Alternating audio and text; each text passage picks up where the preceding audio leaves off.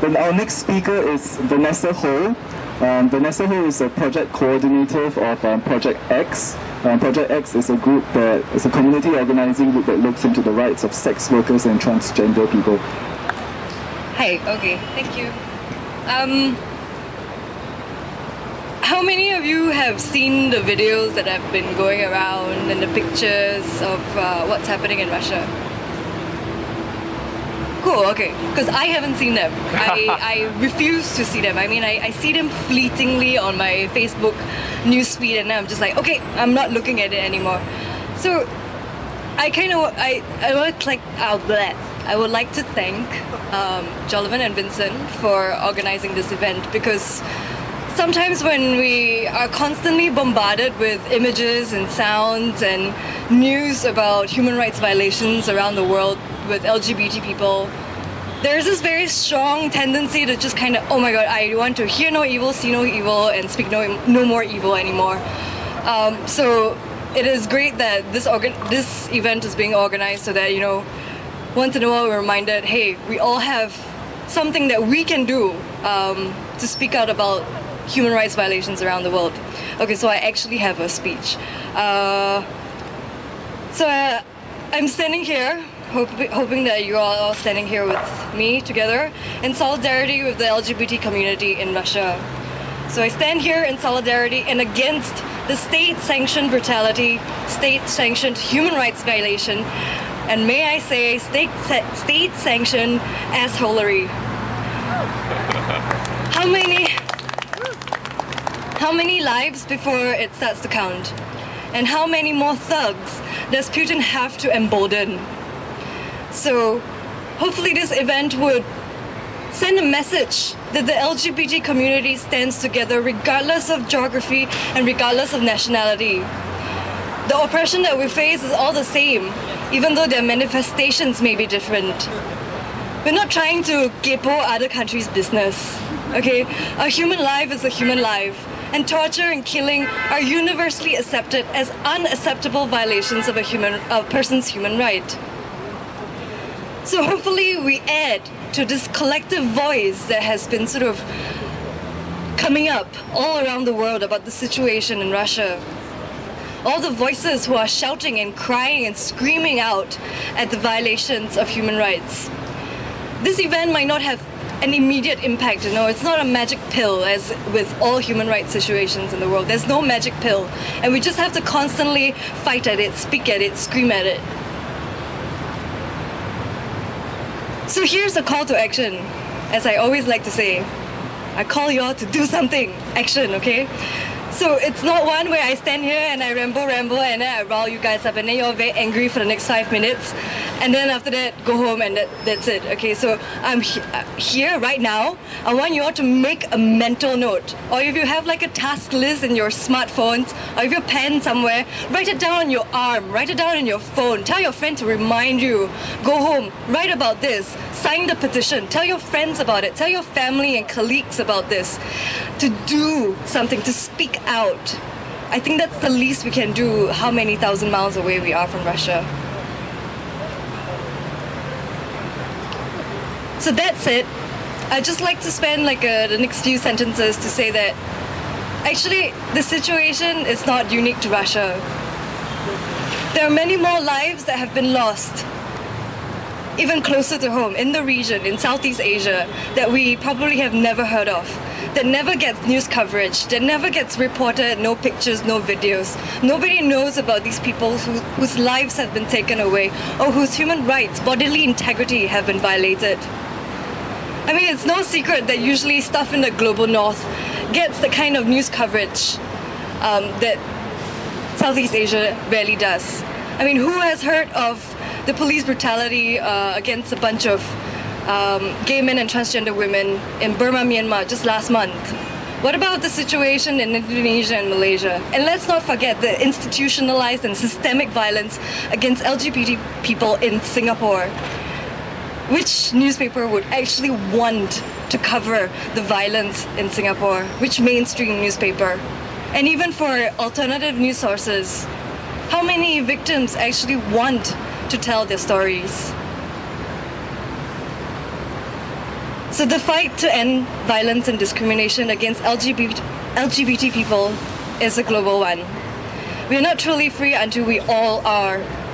So as we speak out about the situation in Russia today, let's also go home. Okay, put this in your task list as well.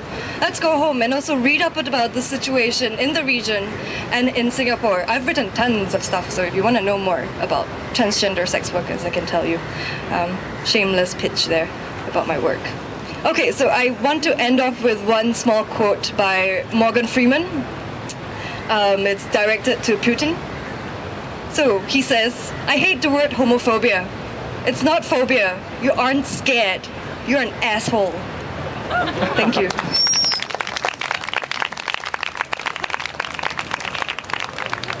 Thank you, Vanessa. Our next speaker is Leow Yangfa. Yangfa is a social worker with Uga Chaga, which is a counseling and gay LGBT counseling support group. Yangfa, please.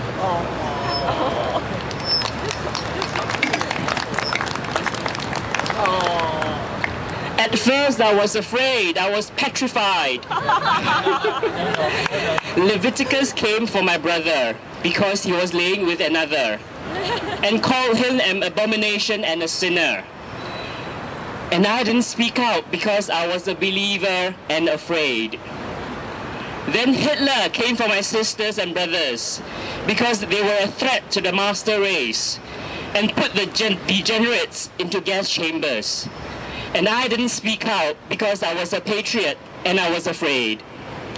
Then Putin came for more brothers and sisters because they were spreading propaganda and kidnapped and raped and killed them. And I didn't speak out because Russia is so far away and I don't drink vodka anyway. And then Lee came for me because what I did was unnatural and illegal. And then I was afraid, I was petrified, and then there was no one left to speak for me. Thank you.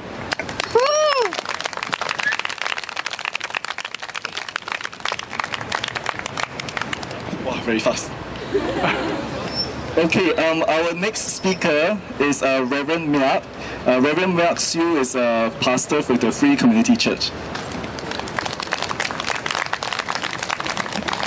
I won't go too long as well. I was in US in July, and I met a few friends from Russia who went over there for the MCC conference. And I asked if Yuri could write something about what's going on over there. The last time I was able to contact him was on 11th of August. I have not heard from him since, and I'm rather concerned and worried about his safety. I think we need to realize that this is not just an LGBT issue. The two men who were attacked, we don't know that they were gay. It was just because they didn't fit in, they didn't look straight. This is about people trying to force others to conform. This is about not respecting each human being having intrinsic worth. That some lives have no value. That you can abuse them, you can exact violence on them, you can torture them. This is a violation of the very sacredness of our humanity. I think we need to recognize that. And not just for this issue, but for every issue, that human lives, human dignity is not respected. We need to speak up. I'm very glad that I'm not speaking to a very small group of people. It means that this means something to us. We show up. We show up not just when we have something to have fun, and and all of us dress in pink in the park, but we show up when it is important. Some people might think that this is a waste of time to be here, and all we are doing just talking. But being here, you show our brothers and sisters, our siblings far, far away, that we stand with you. We cannot be with you. We cannot hold you, touch you, and give you warmth, but we are here. We are here in love. We are here to speak up about justice and against injustice. Like what Yangfa has referred to earlier, and I like the poster where we put in with the Hitler moustache. It is state-sanctioned laws that arrested and put the Jews in gulags. This is just the beginning. When you identify a group, a minority, and persecute them, it will go somewhere further. If we do not speak up, who will speak up on their behalf? I hope that you will go back and print out this the petition and get friends to sign and email it to the email address that we have posted on Facebook. Because we need to show up in numbers to say that it matters, that we care about this situation. I really hope that Yuri is safe, and I really wish that he could hear. I think it's videotaped, so he could hear what we say. But I really hope that actually he could say something about the situation where they're facing. They live in fear. I know that they don't like us in Singapore. LGBT community has a church that they go to. They actually meet online a lot of times. So it's a virtual community that they have because they're all afraid. They're afraid that if they gather together, they will be too obvious and to be targets of violence. We don't fear that much in Singapore. We're all that comfortable. But I want to remind you that in Singapore, we too have similar laws that prevent us from speaking up and actually talking about homosexuality. Any positive portrayal can be construed as promoting a gay lifestyle, a homosexual lifestyle. Any positive portrayal. And that MDA can come down on you. And I think that that's an issue. When we want to engage in dialogue, to talk about the issue, people step in and try to shut us down. How are we going to get more understanding? How are we going to get to a place where people understand who we are and live and embrace that diversity exists in all human cultures if we don't even begin to dialogue?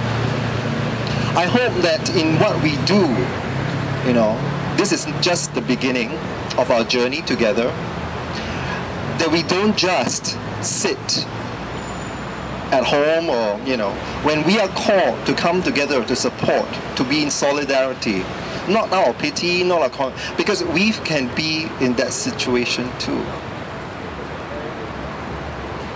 And let me read you one last bit.